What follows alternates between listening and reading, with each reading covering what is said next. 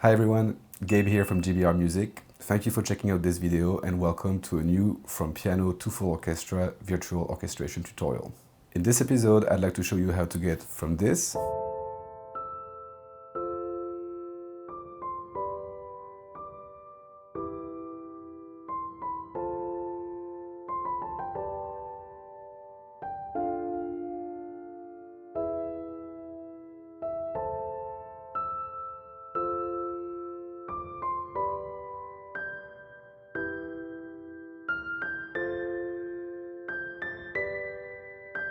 to that.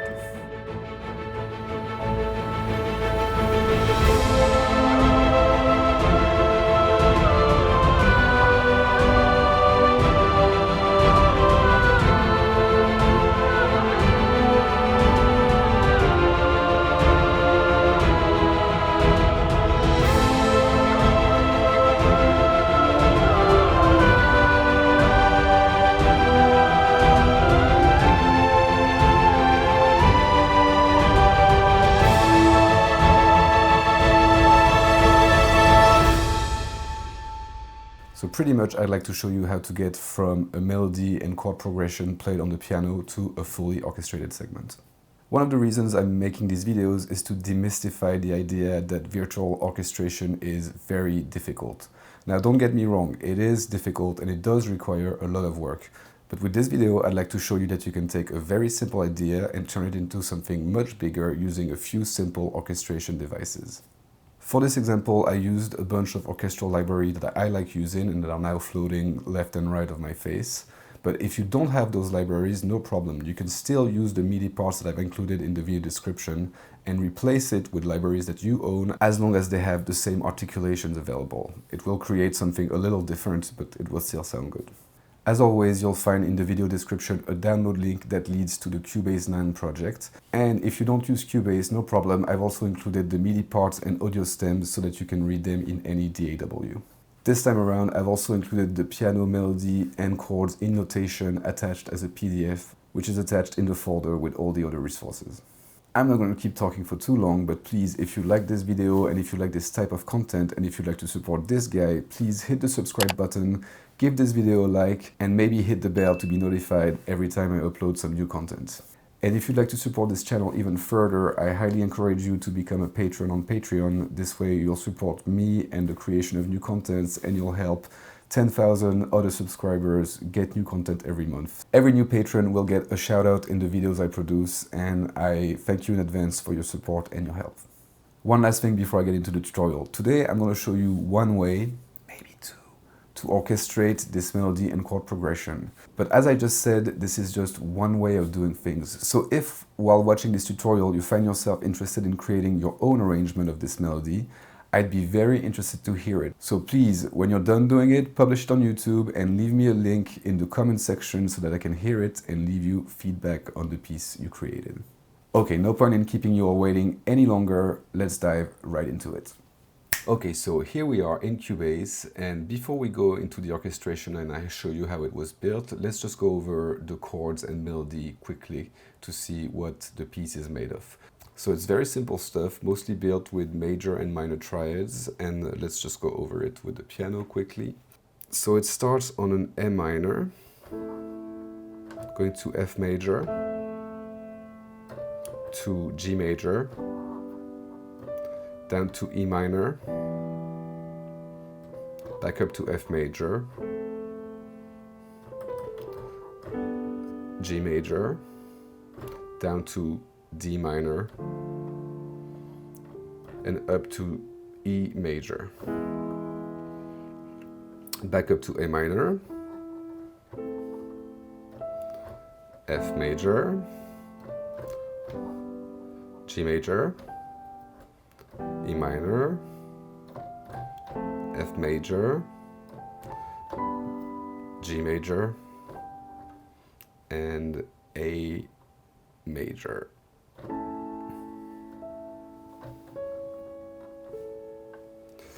So very simple things, and I think one of the things I really like with this melody is that actually at the beginning, when we're on A minor, the melody outlines the root and the fifth, And then this fifth here becomes the major seventh of the following chords.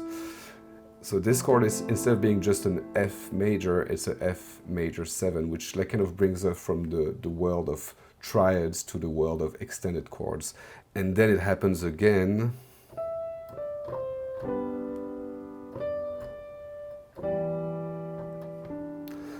So that D, who was the fifth of G major, is now the minor seventh of the next chord, which is E minor 7. And so that brings some really nice colors to the melody and chords. Something to think about when you write your melodies is the intervallic relationship between the melody the note plays and the chord that's played underneath it. So that, I think, makes it interesting here. Okay, so now that we looked at the melody and the chords, let's start building our orchestration. But before I get to the main full orchestral arrangement on the right here, I'd like to show you how to create an intermediary small ensemble orchestration. For this arrangement, we're just going to use the harp and the high woodwinds. So in this case, it would be the flute, piccolo, clarinet in their higher register, and the hobo. Okay, so let's start with the harp. And what I'd like the harp to do is pretty much to outline the harmony for us. So I want the part that the harp plays to play the root, the fifth of each chord, and then the root again, and going up to the third.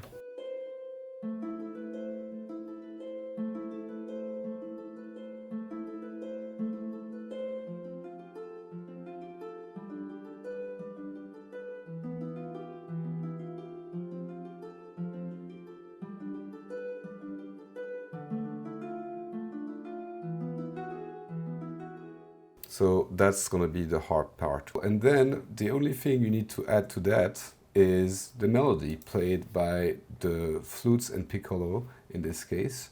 So it's, you know, a very simple trick. And here it is popping up, and let's just play them together.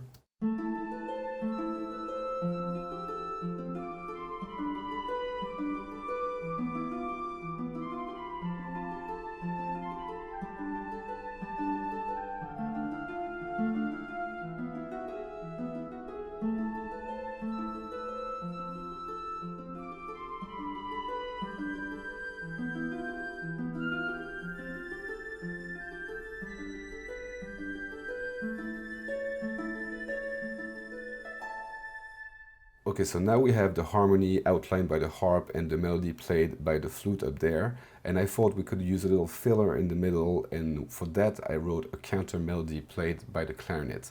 And that counter melody pretty much outlined a different note in the chords compared to what the melody is playing. So for example, if you look at the beginning, the melody is playing the root A, and the counter melody is playing the third of the chord, which is C. And on the second bar, the melody is playing E, which is the major seventh of F major seventh, and the counter melody is playing A, which is the third of the chord, and so forth along this thing. So let's just listen to them together, just the melody and counter melody.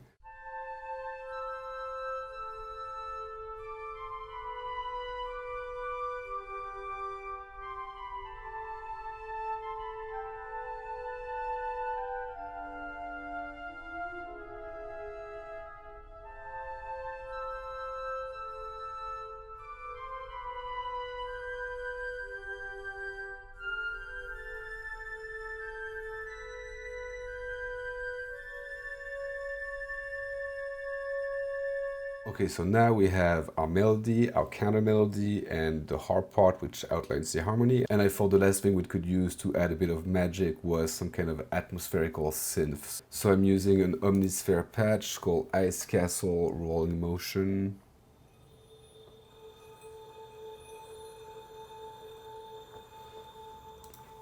I don't know, I just think it sounds really good, and it's just kind of like setting the mood at the beginning. So now that we have all those simple elements combined together, let's listen to the ensemble.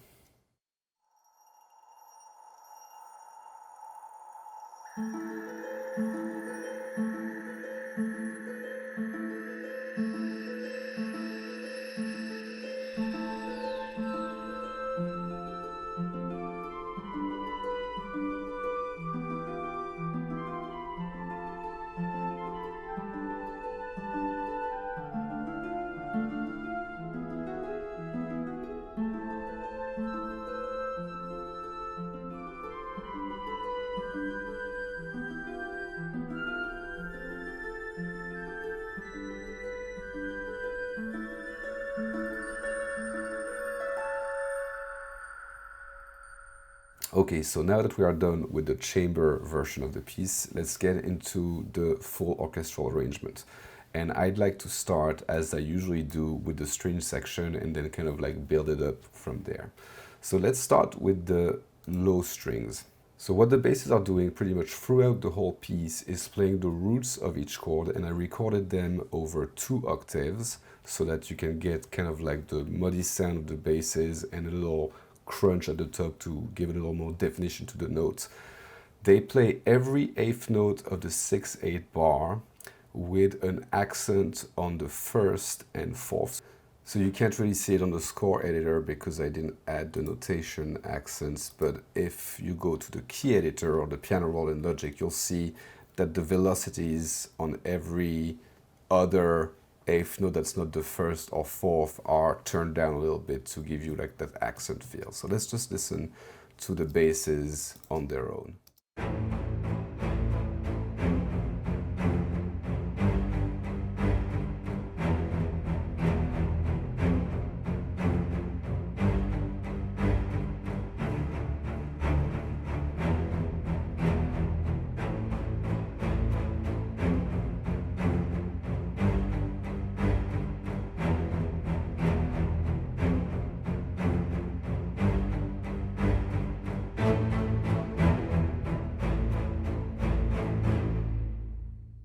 So now that I have the basses laid out, I'd like something to outline the harmony and give it a little pulse to the piece. So what I did is that I used a high string spiccato patch from Metropolis Hark 1.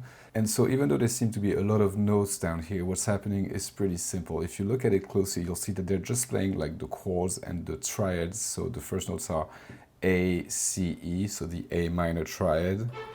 Second chord is F, A, C, so the F major triad. And this keeps going throughout the whole piece. And they're playing 16th notes, once again accentuating the strong beats of the bar. So as you see, you can't really see it in the score editor, but if I go to the key editor, you'll see that it's kind of slight, but that the velocity of every other 16th note, but the 1st and the 7th are a little lower. And this is what it sounds like.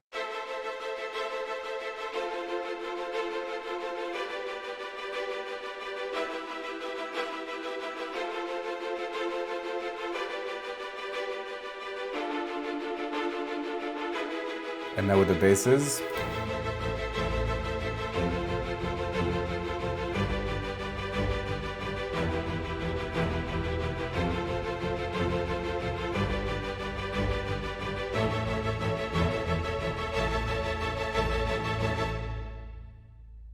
Okay, so that sounds pretty good. Now I would just like to have a layer of strings playing the melody. So this is pretty much what I did. I recorded the melody with a high string legato patch from Metropolis Arc. Let's listen to it with the rest of the strings.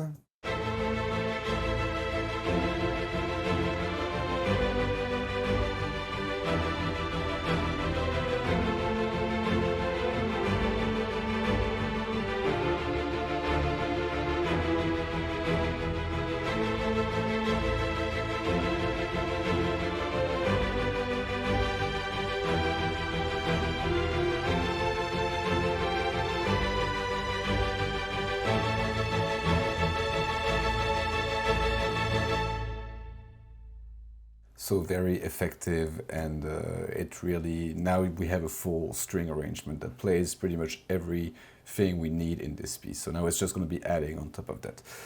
Okay, so now that we did the strings, let's just take a quick look at the woodwinds, because they kind of play similar parts. So I have the woodwinds divided over 3 tracks, and those 3 tracks are as such. 2 of them play the melody at an octave difference, and the 3rd one plays the same part as the high string spiccato part that we just heard, just to reinforce it and gives it a little more high and a different texture. So this is what that part sounds like.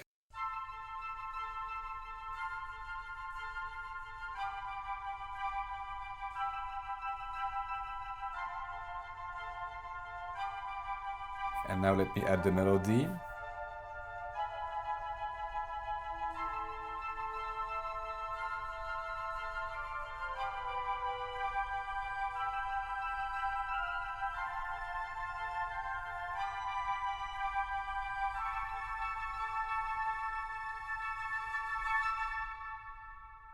It's a very simple device, but very effective. It's the same stuff we've heard, but just orchestrated in a different place in the orchestra. So in this case, from the string section to the woodwind section, the high woodwinds. Okay, so now that we looked at the woodwinds, let's take a quick look at the horns. So I only have 2 tracks for the horn. I have a French horn legato tracks that's gonna play the same counter melody we heard played by the clarinet in the previous orchestration. So I transfer that melody to the French horns for the full orchestral segment.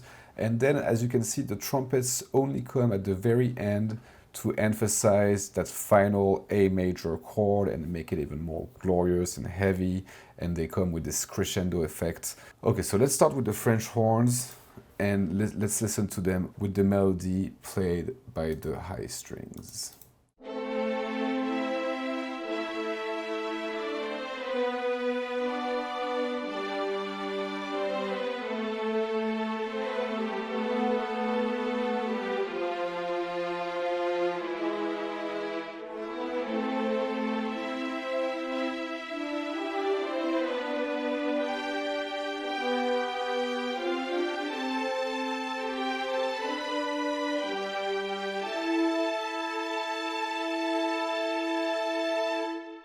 So very simple, but very effective, and pretty much the same idea as before. The counter melody outlines different notes of the chords, except sometimes where it's at unison with the main melody. Okay, so now that we looked into what the French horn part was made of, let's take a quick look at the trumpets. And as I say, the trumpets just emphasize the last A major chord to make it like more glorious and more epic. There's a crescendo effect. So I'm just gonna play it with the low strings and the French horn as well as the melody so that you can hear it.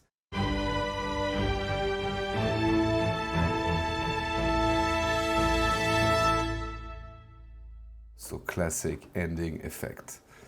Okay, so now that we took a look at all that, let's go down to the percussion and effect section. So the first thing we have is a percussion bed that plays every subdivision of the bar. So that's an action strike patch. It's the taiko massive ensemble, and here's how that sounds.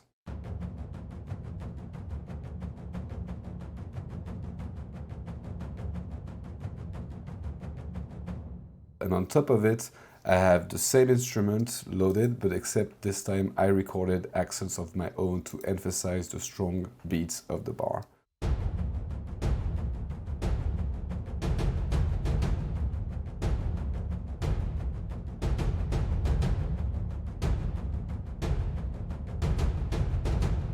So that kind of reinforces the epic character of the whole thing. Then we have a layer of cymbal rolls and hits that pretty much mark up the beginning of each 8-bar cycle.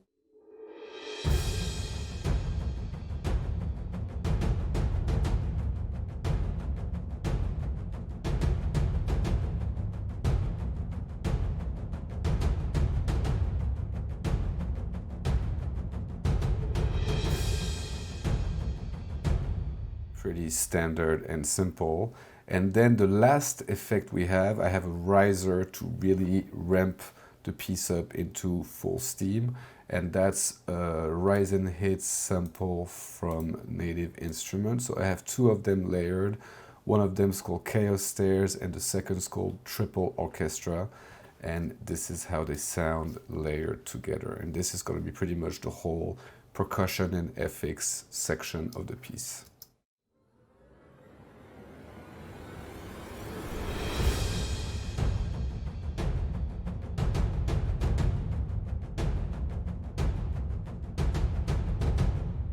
So nice and dramatic. Okay, so now there's a last layer we haven't talked about, and that's the voices. So the voices are divided into 3 tracks. I have 2 choir tracks, which are 2 Metropolis Arc 1 choir instruments, one the woman patch and the other one the man patch.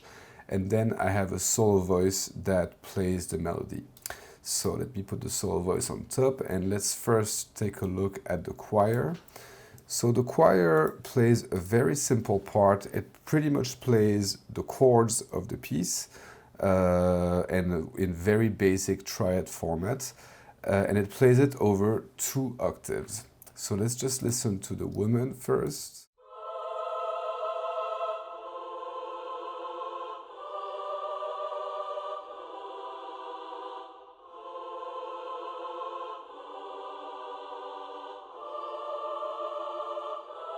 with the man.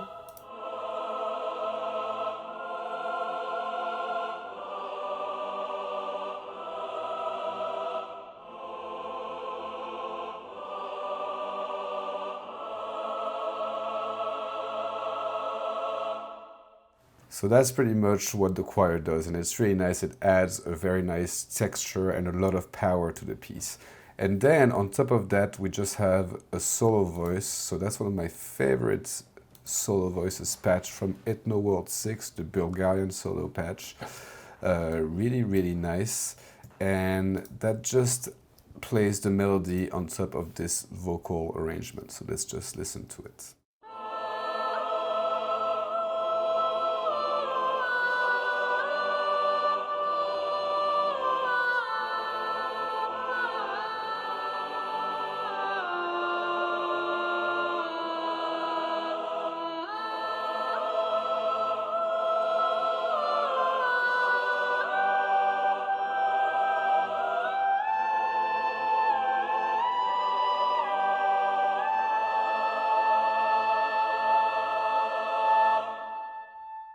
It's not perfect, but with a little bit of reverb and some EQ and inside the whole arrangement, I think it blends really nicely and creates a really beautiful effect, so I really like it.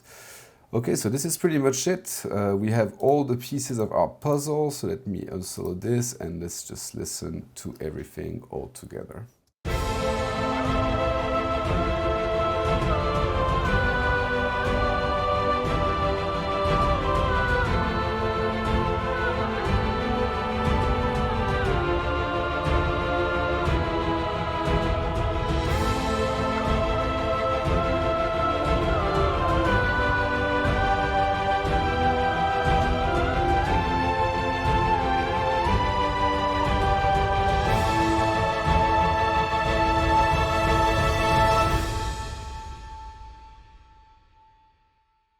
Okay, that's pretty much all I have for you today. I really hope you enjoyed following this tutorial. If you did, please subscribe to the channel, give this video a like, and hit the bell so that you're notified every time I upload some new content. And if you'd like to support this channel even further, please become a patron on Patreon. It will greatly help me create such content for you and every other subscriber on this channel. Thank you so much for your attention and your support. I'm going to leave you with the music we created today, and I'll see you all again very soon. Bye-bye. Thank you.